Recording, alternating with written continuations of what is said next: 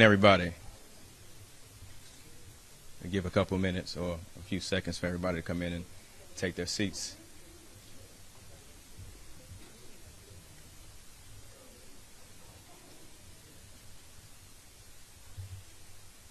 Well, good afternoon. My name is Brandon Denton. I am the director for My Brother's Keeper initiative at the City of Houston Health Department, which is an initiative of the Obama Foundation's My Brother's Keeper Alliance. And I want to thank you all for being here today. Your presence is valued, and today truly matters.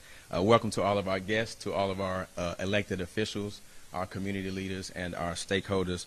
The purpose of us being here today is to ensure that everyone here and beyond knows that Houston is working to be an example for safety and gun violence prevention and reduction in our nation, and to be an exemplary model for our communities, especially for our young people as well. You'll hear today from a few of our friends in solidarity against gun violence and speak on reform opportunities, but most importantly, you'll hear about organizations and movements like MBK that serves as a backbone organization for organizations and agencies that support boys and young men of color, and particularly how we're locking arms with each other, with law enforcement, with community-based organizations, with nonprofit organizations, and young people to set the standard for a true collective impact in our city, in our neighborhoods that need it the most. And so the call of action today is to keep up with the momentum we've been generating over the last few months, or several months, in regards to gun violence reduction, and to have one voice singing the same one song and the same tune of unity and nonviolence in one safe Houston. So with that, I would also like to thank Pastor Reverend Terry Anderson and the Lily Grove Church for hosting this presser for us, and he will come to the podium to give an invocation and remarks, followed by our Mayor of the City of Houston, Sylvester Turner. So we all welcome Mr. Reverend Terry Anderson.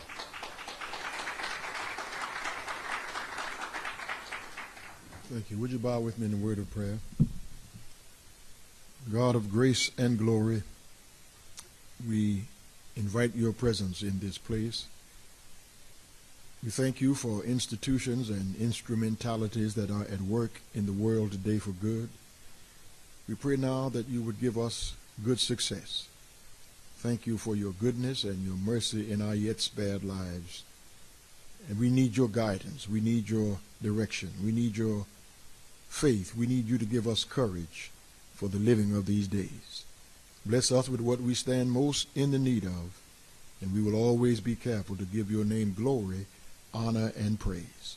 In the strong name of Jesus, who is our Christ. Amen. Thank you, and to Mayor Turner and elected officials, Reverend Washington, our associate pastor, and all of you who have gathered.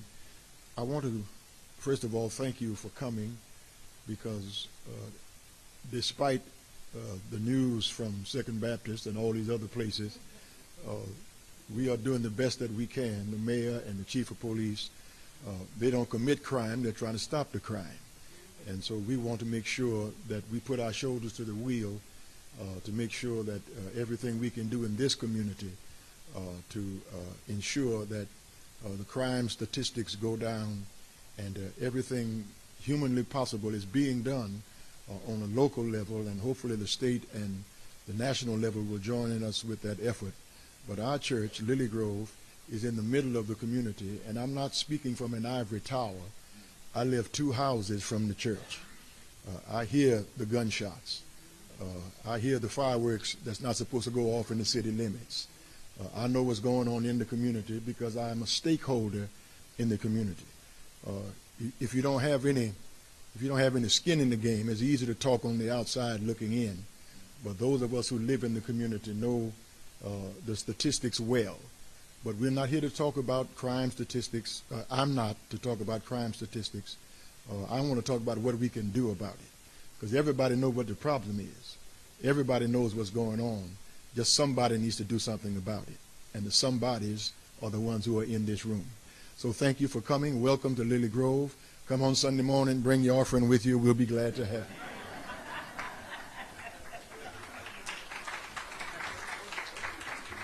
And now welcome to the podium our Mayor, Sylvester Turner.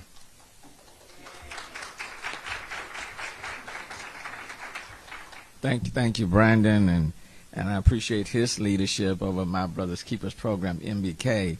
And for folks those of you who do not know, that was started under President Barack Obama, and it is about getting directly into our schools and into the communities to show people that there is a better way.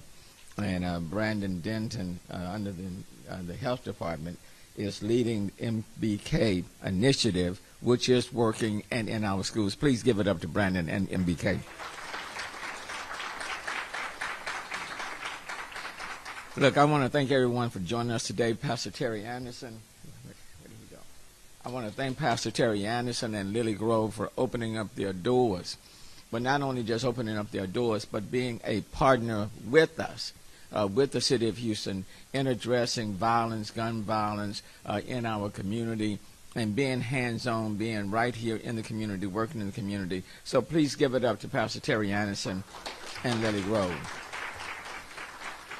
And he is so representative of the faith-based community that we work very closely with, because the whole focus today, friends in solidarity against gun violence. So it's not just one person's responsibility. It's all of us working together to drive down crime. And look, I want to thank the many people who are joining us today.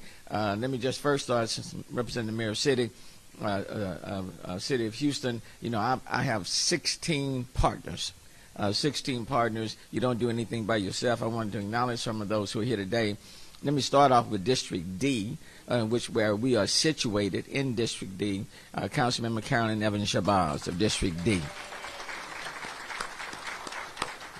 And then let me turn to District H on the north side of town, and someone who heads our you can say the committee dealing with our kids, dealing with youth, workforce development, workforce training, child care, someone who's really led the initiative on that front, and that's Councilmember Carlos Cisneros of District H. And then our at-large council member who's here, that represents the entire city and very hands-on in the city of Houston, and that's Councilmember Sally Alcorn. And then I do want to acknowledge all of the other representatives from the city, my Chief of Staff, Marvelette Hunter, Deputy Chief of Staff, Walter Hambrick, and all of those who are affiliated with the city of Houston, and Dr. Purse, who is the Chief Medical Officer, because crime, what we're facing, is a public health crisis, okay? We're not talking about coronavirus today. We're not talking about monkeypox. I hate that name, but we're not talking about monkeypox.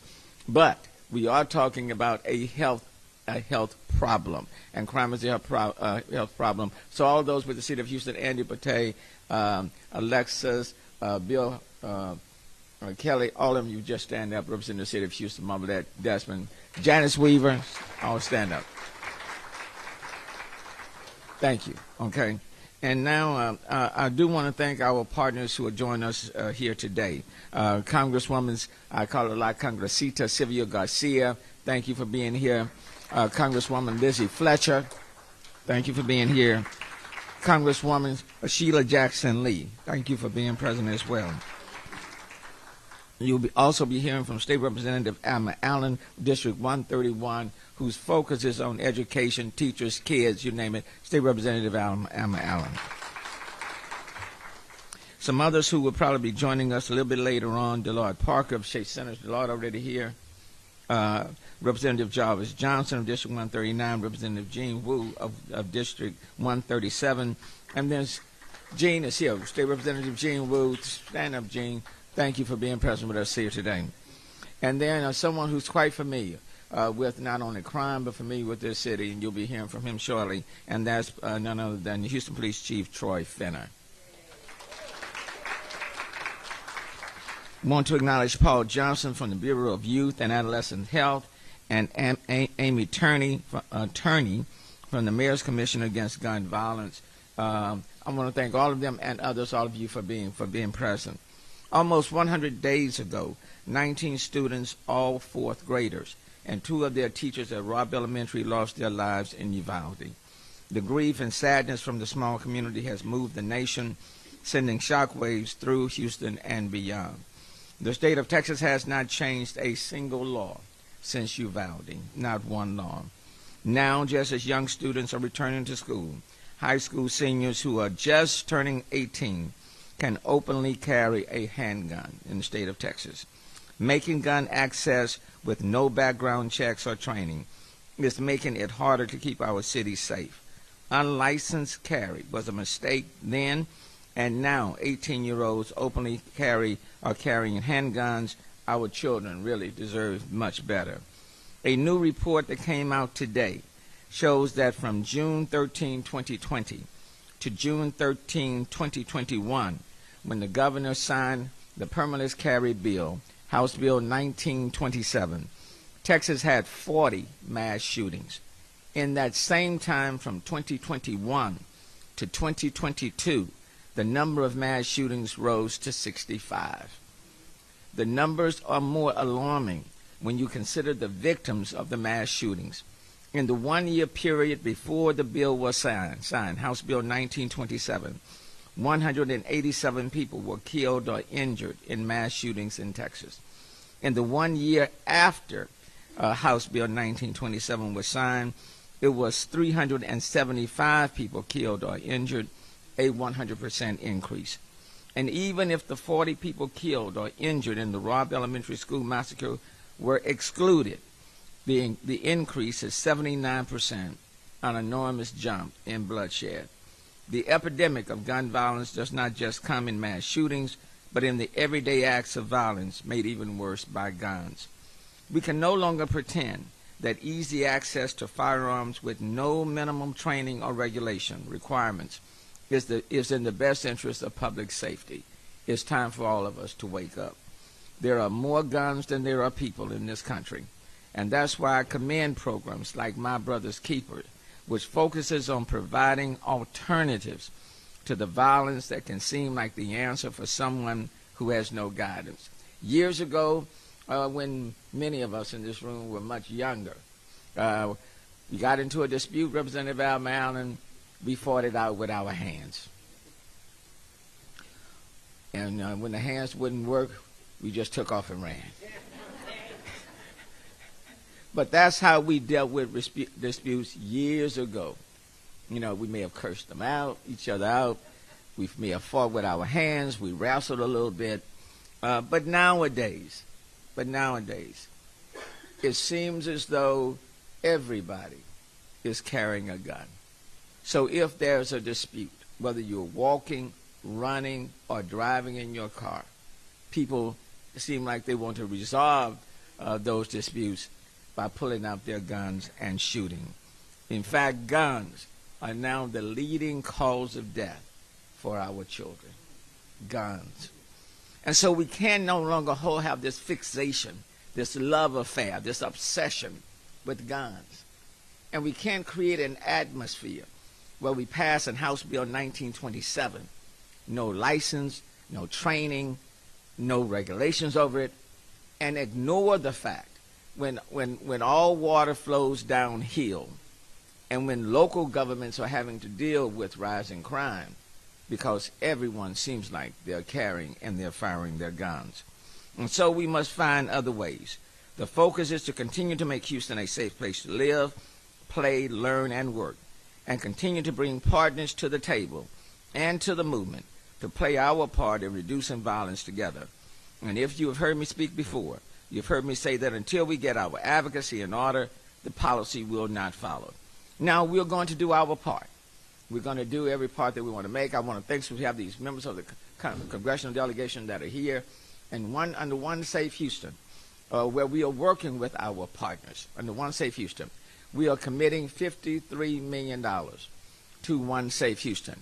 All 53 million of those dollars are coming from the American Rescue money that was sent to us by the members of the Congressional delegation. Give it up to all of these members of the Congressional delegation. It provides more overtime for our police officers. It provides more technology. It provides money for gun buyback programs. It provides we're putting $28 billion on crisis intervention, mental, behavioral health, homeless initiative, $10 million on domestic abuse programs. We're providing money for our youth initiatives, and we're putting money in community programs, community messengers program, because it's not just about law enforcement. It's about law enforcement and community and the faith-based community all working together to make it happen. And so today, the call is for partners, not critics, because anyone can be a critic, okay? But we are calling for partners, and we need the faith-based community. We need that. And I say that because there are a lot of people who have lost hope, and they don't know how to navigate through life. And so we need the faith-based community to point them in a better direction. There are people who are committing suicide. They need to know there's a better way. We need moms and dads, because that's where, in large part, it starts. So we need them. We need elected officials at all levels, because we all have to participate. So this is a call for partners to join the effort. And I will tell you, it's working. It is working. Because the crime in the city of Houston in terms of homicide, as of this morning, is 3% less than it was last year. It's working. And in every council member's district, violent crime in the city of Houston is down. And let me tell you when it started going down.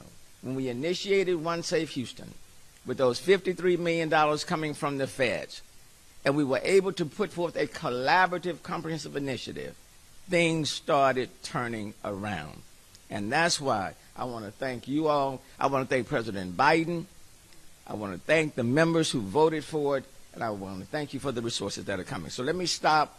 Let me thank my brother's keepers, because it's not just police, but it's working in these schools and showing people that there's a better way. And I will tell you, the targeted group for us is that age group between 16 and 24. That's the targeted group.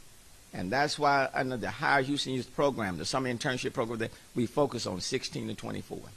And that's why this summer in the city of Houston, we put 14,000 of that group to work in paid summer internship programs. And we want to continue that for the rest of the year. Thank you so very much. Brandon.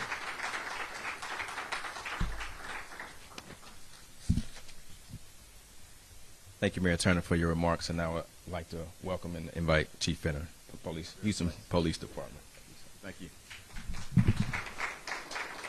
Well, the mayor covered all of the talking points. He covered the crime stats and everything. That's what that Ivy League education does for you. But seriously, Pastor Anderson, thank you for hosting today, and thank you for who you are and what you stand for, because you are truly in the heart of a lot of crime.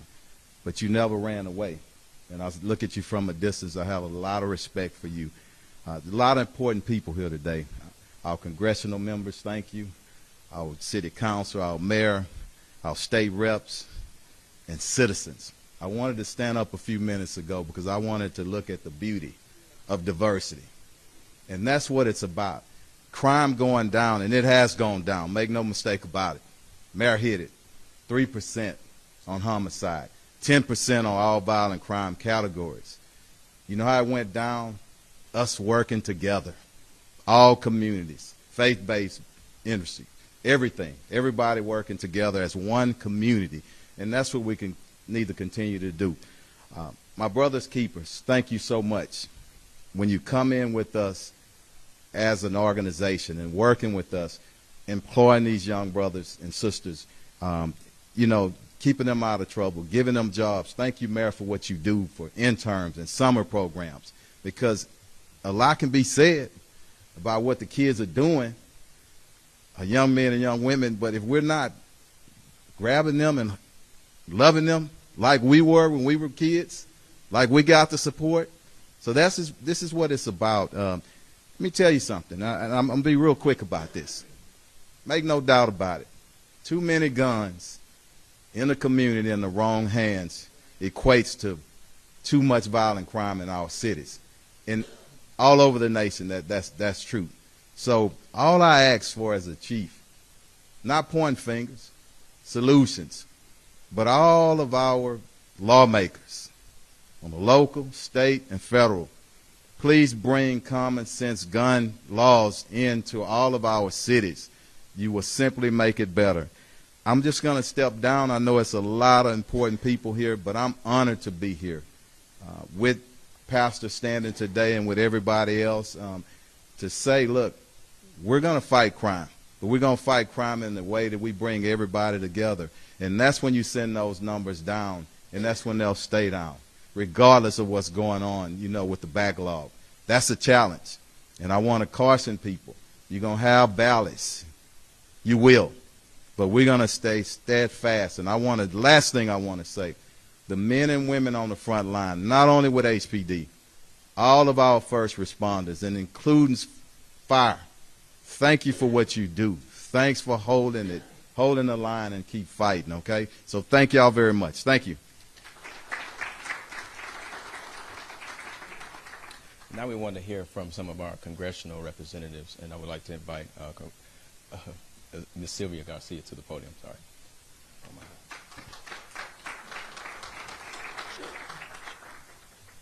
Thank you, Brandon. And Pastor, thank you so much for having us here. And Mayor, you're absolutely right. It takes all of us together, faith-based communities, public entities, private entities, brothers, sisters, aunts, uncles, teachers, students, all of us working together. And I can tell you that for those of us from the Congressional delegation, and we've got my colleagues Lacey Fletcher and Sheila Jackson-Lee here, we all join efforts on all of these items because this is one area where we all agree on. Anytime we face a crisis, whether it's a public health crisis like this one or any others, somebody always says, well, how do you really know? What are the numbers? What are the numbers? Show me the data. Well, let's talk about numbers. 400 million. 400 million guns in circulation in America. There's only 330 million people in the United States. That's including children. We have more guns than people. What does that say about our country? 3,600 is the number of people that die due to gun violence in our state of Texas. And we all know that it's no secret that it impacts adversely more to your community, black folks, and my community, brown folks. Those populations get hurt the most. So it's got to be us that take the lead in trying to work through these solutions. As the mayor said, number one, not cancer, not heart disease, not diabetes. Number one killer of children is one of those 400 million guns. What does that say about our country? 18. You heard the mayor. You turn 18, you can buy the gun, you can buy an assault weapon, and you can open carry. 18. Right away. You don't even have to have a background check. You haven't ended anything. And some people will argue, well, with 18, they joined the service and they carry guns in the military. Yes, but they're trained. They go through boot camp. They're serving the military. They're not on the streets. Military guns have no place on our streets. 53. Mayor stole that number from me. That's how much money we all work together to send here. $53 million. And you'll get more, Mayor. You'll get more. How many Republicans voted for this and helped us? 0. That's a big number you need to remember. When it comes to these issues, we get no support. 0, nada, zilch. So we have to do it, and we've got to make sure there's solutions that work for the people in our communities. So thank you for all being here today because this is a huge task. We can pass more bills, whether it's a red law, flag law, or background checks. We have passed many bills. Some of them are stuck in the Senate, including the ban on assault weapons. But we'll continue the fight as long as you continue the fight. And Mayor, we will all work together for safer communities. Any of this nonsense about defunding the police, don't even listen to it. We funded $53 million Houston Police Department and other departments across the country. Now look who's calling about defunding the FBI. You got it. So don't listen to some of that nonsense, because Sheila knows what we've done. She knows what we've done. Lizzie does. Al Green knows. Joe Biden knows, because he's the one who asked us to get it done. So always think about the numbers, and think about those that have died. 3,600. Many of them have black and brown faces. It's time to act, and the time to do it is now. Thank you all very much.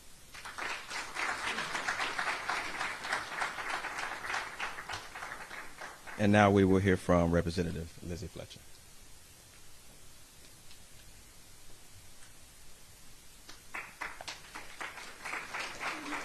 Well, thank you so much, Brandon.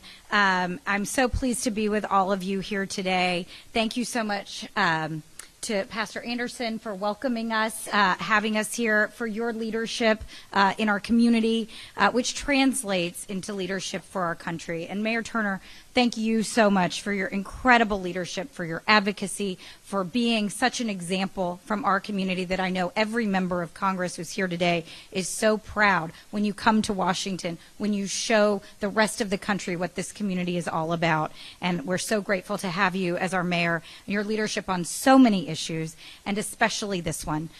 It is incredibly important for all of us here today to recognize the incredible toll that this has taken on our community, but also, as evidenced by the people gathered in this room, the incredible community support for addressing this problem together, to addressing gun violence together, and to making sure that our community continues to prosper and thrive. And I thank you so much for your leadership, Mayor Turner and Chief Finner, for your leadership, your incredible leadership here.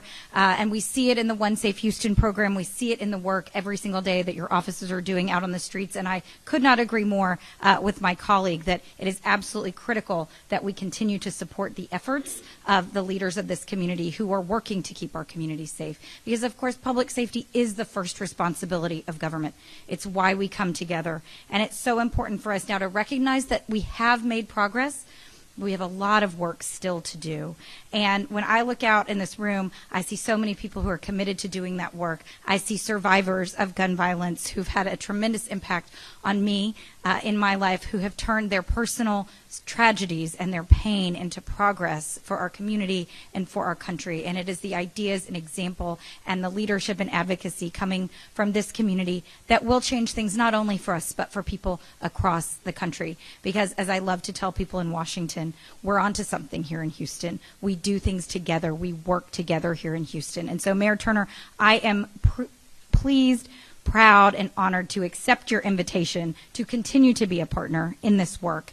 It is an absolute privilege. And I do want to say that we have done work in Congress. We have much more work to do, but just this year, following the tragedy in Uvalde that I know is on all of our minds today after the students in Uvalde went back to school yesterday, that we have taken action in Congress. We passed the Bipartisan Safer Communities Act, which is a historic common sense gun safety bill that came about because of the leadership, because of the advocacy, and because of the work of the people in this room. The police chief who stood up and said, this is what we need. The mayor who stood up and said, this is what we need.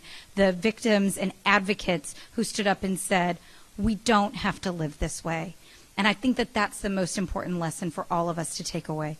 We don't have to live this way, and the power is ours as a community, as a people, as a country, to make different choices and to make sure that we are supporting those who are supporting us. And so with this historic bill that we passed, it is certainly not everything that we would like to see happen, and there are several pieces of legislation that my colleagues and I are happy to talk more about.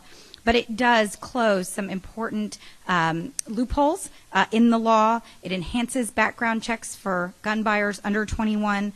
It supports state red flag laws. We need to work to make sure that those kinds of red flag laws can be implemented in states like ours, and that's why I'm so grateful for the incredible state representatives who are here with us today, who fight the good fight in Austin, and who are making sure that our state does everything that we can to keep our citizens safe. This bill also cracks down on gun trafficking and provides important support for mental health services and school safety funding. all of these are critical pieces, but there is more work to do. And as we've gathered here today, as the mayor brought us together, it takes all of us. It takes every single one of us to make this choice, to commit to keeping our communities safer. And so I'm so grateful to my colleagues who are here, Congresswoman Jackson Lee, Congresswoman Garcia, of course, Congressman Green. We all work together on these issues, and so grateful for all of the leaders here, our great city council members, state reps, and the advocates and people who are all here, too many to name, all of whom are too important to overlook in the fight that we have to make our communities safer. So, as I said, I'm honored and proud to be your partner, and I will continue to be here to do everything I can in Congress and to take the example of what we do here in this community to make our community and our country safer. Thank you so much.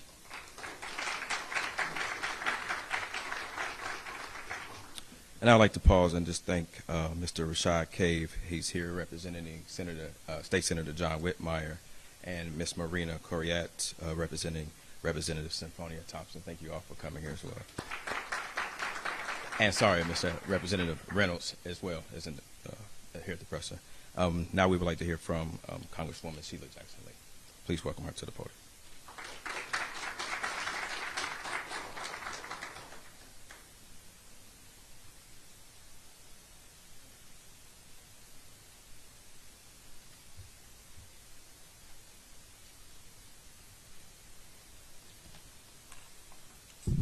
Let me thank you very much for your leadership in My Brother's Keeper.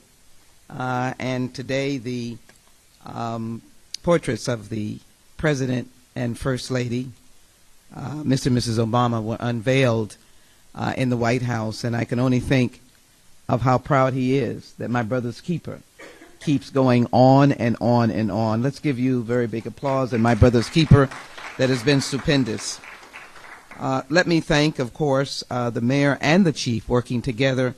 I think this is a unique partnership in the city of Houston, frankly, of ensuring that there is no divide between law enforcement and our city leaders and elected officials. And as has been said, there's no divide on the issue of funding police because the evidence speaks for itself. Does it not? The evidence speaks for itself. Let me just briefly acknowledge my colleagues, Congressman Garcia, Congressman Fletcher, Congressman Green, but most of all, the shepherd of this church.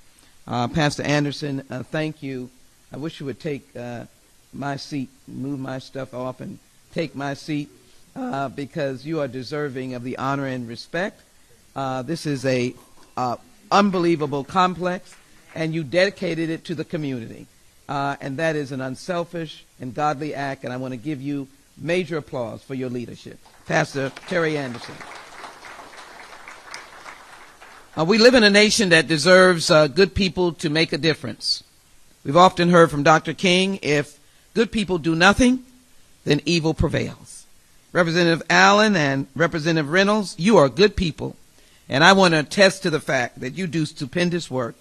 And I thank you for being what is going to be our saving grace in the state of Texas on gun violence. Thank you both very much.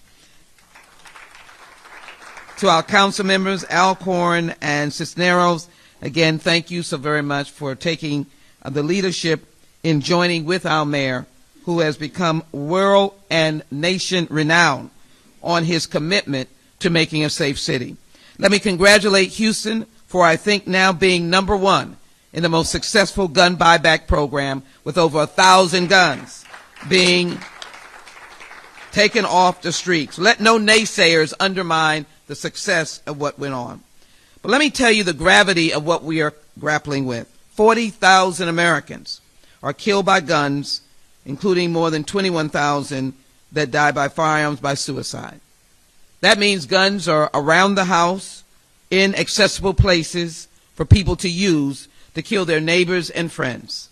Just a week ago in Friendswood, it is not a respect of neighborhoods. I live here, I live over there, I'm in a high-priced neighborhood. No, a gun finds you wherever it is.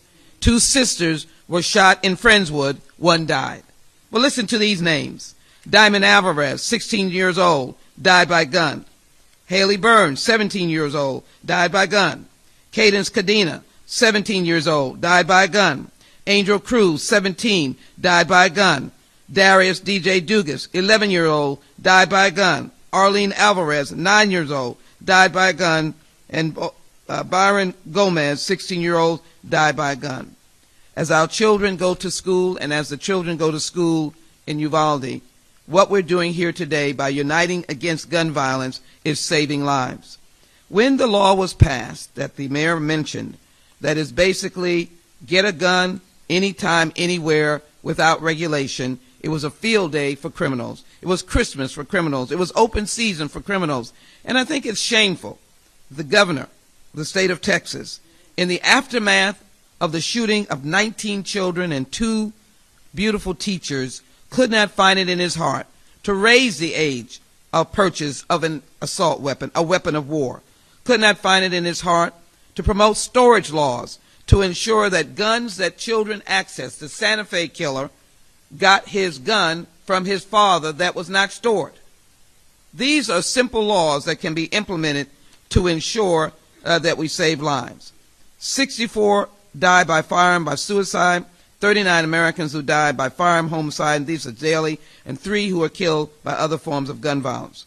In addition, every day, nearly 200 Americans visit the emergency department for non-fatal gun injuries. Over half of these cases are a result of firearm assault, and an additional 37% are unintentional injuries.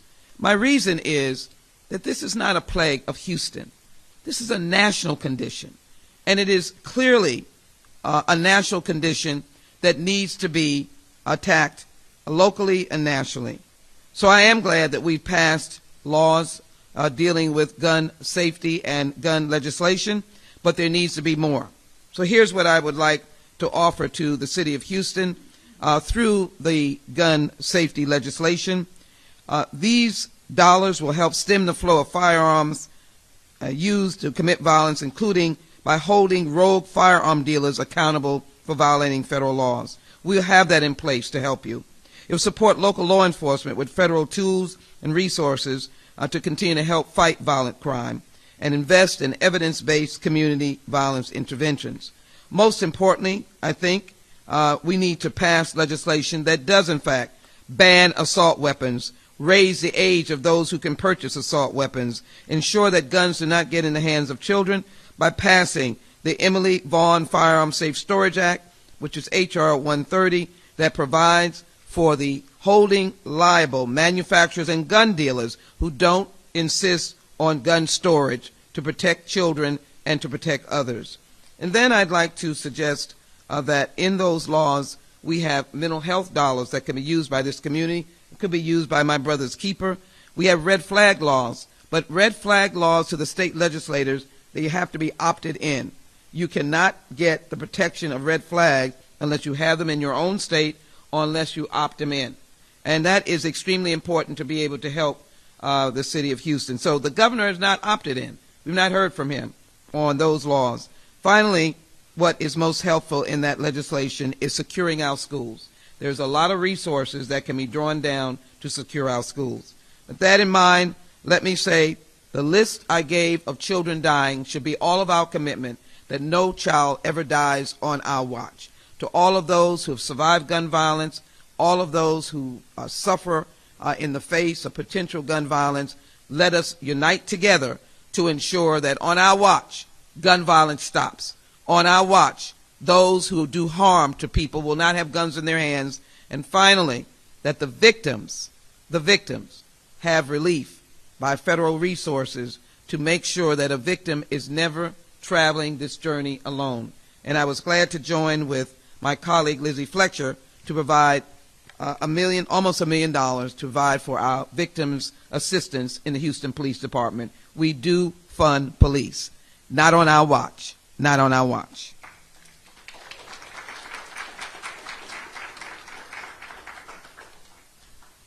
Thank you, Congresswoman, for those remarks. And now we want to welcome Ms. Betty Gregory to the podium. She is the founding member of the Heights chapter for parents of murdered children, but also representing her family who is still dealing with the trauma of an unsolved murder of her daughter who she lost to gun violence as well. So please welcome Ms. Betty Gregory.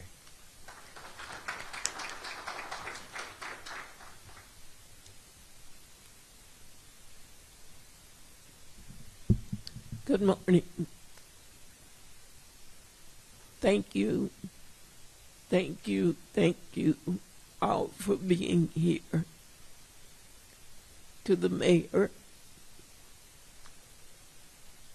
Chief Finner, to the pastor, to my friend, Ms. Jackson Lee, and everybody here. I lost my daughter. It's been 28 years.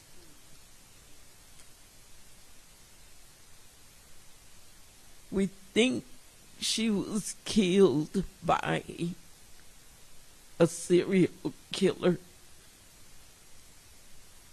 who was suspected of killing about 6 women in this city.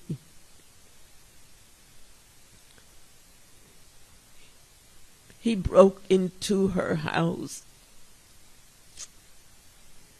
and the first thing he did was strangle her. And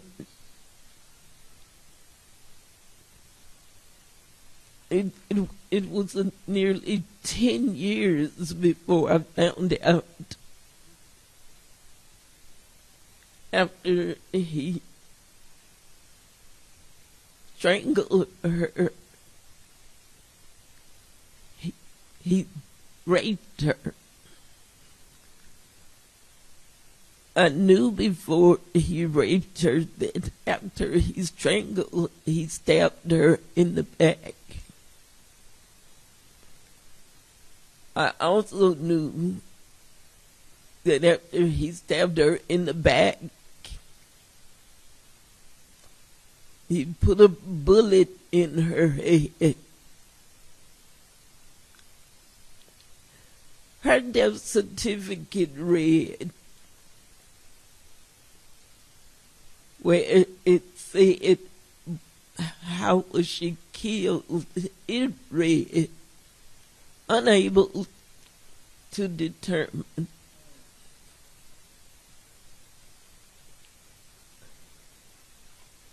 That was gun violence.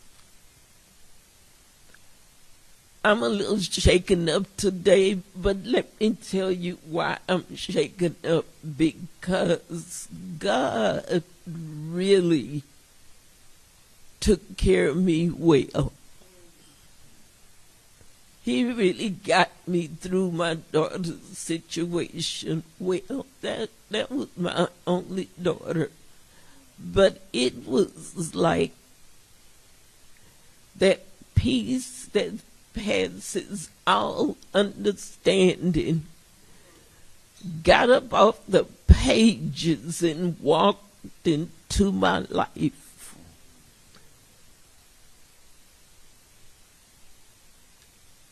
I don't know how many Christians are here in this room, but that's how good God is. And he drove me to get involved in criminal justice. And I got involved in criminal justice with the WIM, and I got involved with parents of murdered children. And eventually, while I was working in parents of murdered children, we created, a few of us created an extended version where we could do some other things, and we got involved in making sure that there was funds to help parents of murdered children, to help single spouses of murdered children, to help family of murdered children get counseling, to help parents of murdered children get funding for funerals, to help those families any way we could. And we were very successful We went to Austin and lobbied for this, and we went to Washington and lobbied for this, and we were very successful. And I did this for years, and then I got married, and my husband had never ever met my daughter, but he got involved with a vengeance like he really knew my daughter. And finally, I said that I was going to slow it down because it wasn't fair to him, because I was deeply involved. And so I did slow it down. My daughter's birthday, when she would be 52 years old, was a couple of weeks ago, August 25th. Well, my husband died last year on August 29th. Do you know God gave me that same peace when my husband died? Yes, he did. The reason I'm a little sad today is because of the kids that died in Uvalde. And I hope we're listening to what's being said today. This has got to stop. This has really got to stop. And one thing that's very, very, very important, everybody in this room, encourage us to vote. We've got to vote. It's so important.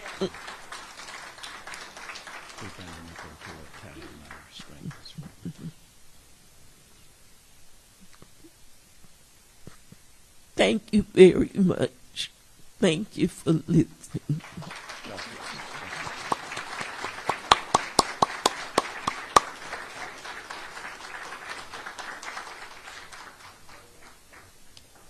Thank you, Mrs. Gregory.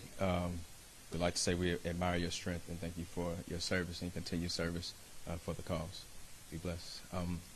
Also want to thank Ms. Lily Rodriguez, who is here representing Congressman Al Green. Thank you for coming. And now to bring everything home, Representative Alma Allen to the podium, please.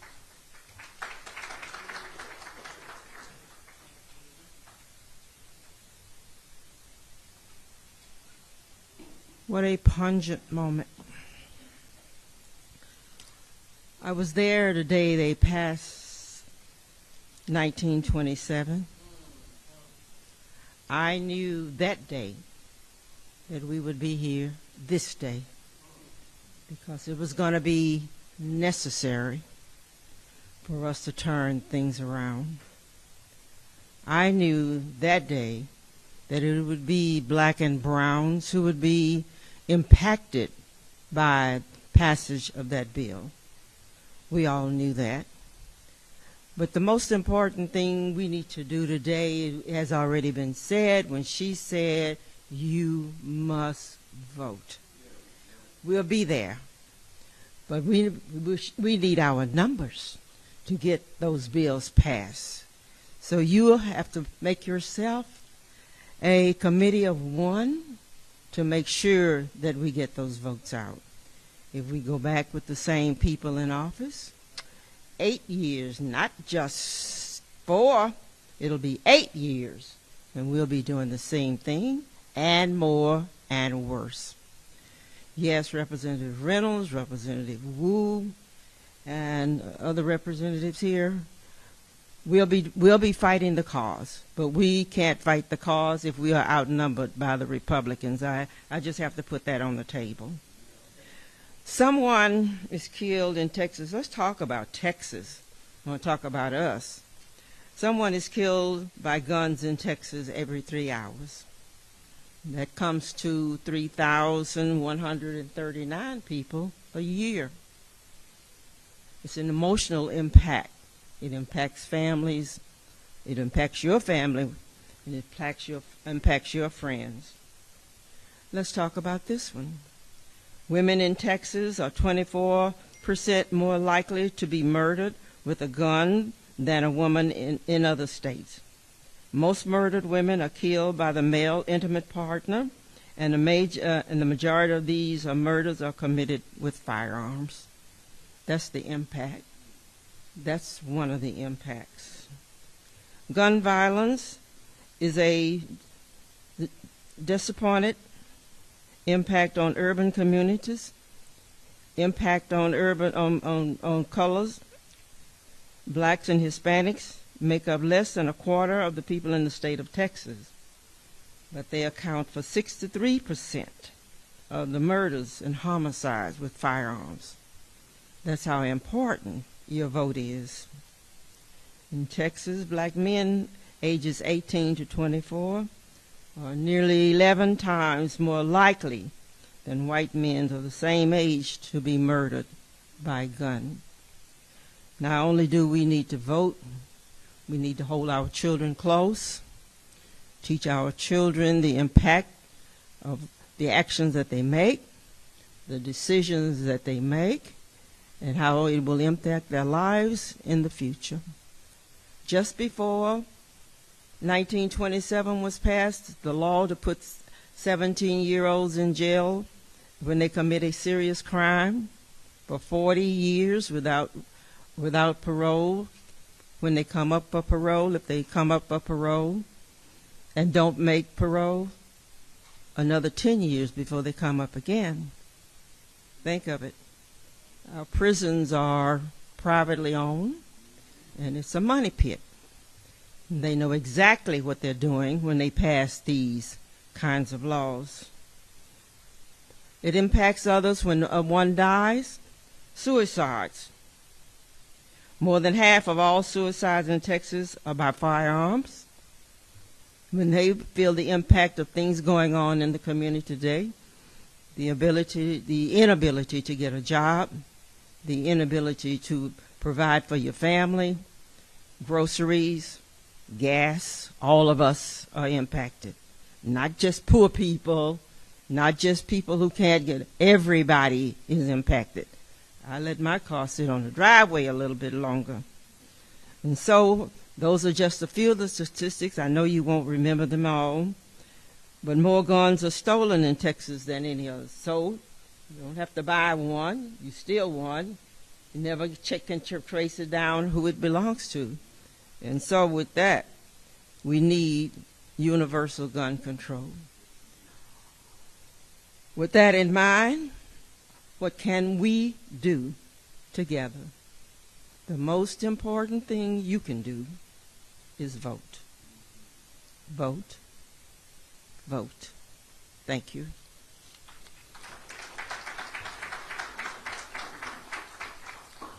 Thank you, Representative Allen. We do have one more speaker. If you all can just hold a couple more minutes. Mr. Deloy Parker from the Shape Community Center, please.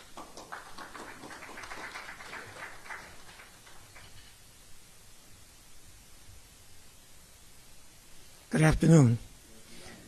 I wrote this down because I don't want to miss anything. First of all, let me start off by letting you know that I strongly support us working together to better our community. We need to work together. We heard that throughout every conversation or every speech here, that we have to work together. But there's something we have to recognize, I think, all of us. Flawed public policy has led to many of the problems that we're having in this area right now. Flawed public policies. Think about it. And that includes permitless permitless carry, guns, and that's all part of it. But unity without uniformity is necessary. We have to work together. For 50 years, 53 years to be exact, Shape Community Center has worked in the streets and in the community. A lot of you remember Harambe Community Watch. When we were outside the schools every evening, making sure that the children got home safely. That was the Harambe Watch. We still need that. But we need to recognize very clearly and know that working together is going to be the key to our problem. So Shape Center agreed to work with you, with all of you in here, to deal with this problem. The bullets come from the gun, but the minds and the family control those. So we need to work hard. Talking about dysfunctional families, we need to work hard to deal with that. I'm going to close with this one statement. Before I left, when I got to Shape this morning, there was a young lady sitting outside on the stairs, on the brick part. She was holding a 10-month-old baby. She's 25 years old. Guess what? She's homeless. That plays a big part in what we're talking about today. She's homeless, and there's a lot of dysfunction in that family. 2 days ago, her cousin was in a fight at one of the schools. There's a lot of anger. There's a lot going on in our families. And Shape's going to commit and pledge to work with you, Councilwoman, and all of you to make sure that we deal with that. Again,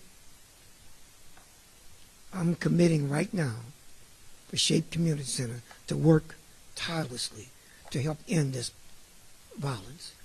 We can only do it strong family, strong nation. Strengthen our families.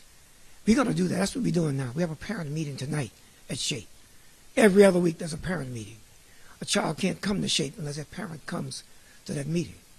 Because if I'm doing something at home and I'm not in unity with what's happening at Shape, we're not on the same page.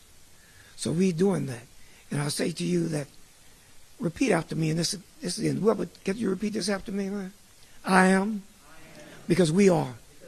We are, therefore I am. There's no me without you. And there's no you without me. We are all part of a family, part of a Houston family of interdependence. Simply stated, y'all, we need each other more now than ever before. Thank you.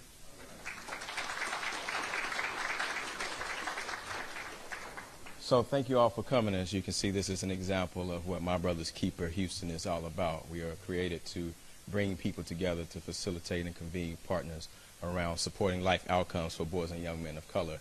We're governed by 6 milestones that cover everything from cradle to college or career, and helping young people enter school ready to learn, helping young men of color specifically read at grade level, by 3rd grade level, graduate high school, successfully enter the workforce, and on the back end, preventing youth violence and providing young men and boys and young men of color second chances. And so this is an example of us all coming together. We need everybody from every walk of life. If you want to get involved with MBK, you can visit our website at www.mbk-houston.org.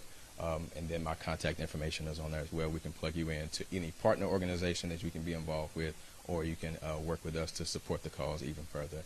So last, I'll bring up my partner in positive crime and good trouble to make some last remarks in terms of thanking our partners and support. How's everybody doing? For the sake of time, we're going to just thank everybody. Director Stephen Williams was unable to be here today, but he does send his support. He's one of our great leaders, and he would have been here under any other circumstances. We'd like to thank all the community-based leaders, especially Lily Grove Baptist Church, and they're streaming online as well, so your congregation, you're out there. Thank you for joining us. One of the things I just want to say is when we forget our degrees and our titles, and dare I say our political affiliation, and begin to see each other as mothers, brothers, daughters, fathers, cousins, aunts, uncles, and as protectors of our youth, we are truly at our best. There was a quote that I came into today, and it simply says, teamwork, coming together is the beginning, keeping together is the progress, but working together is success. We look forward to working together with all of you all, and my brother's keeper. I am my brother's keeper. Thank you. Media questions, are they going to be after this?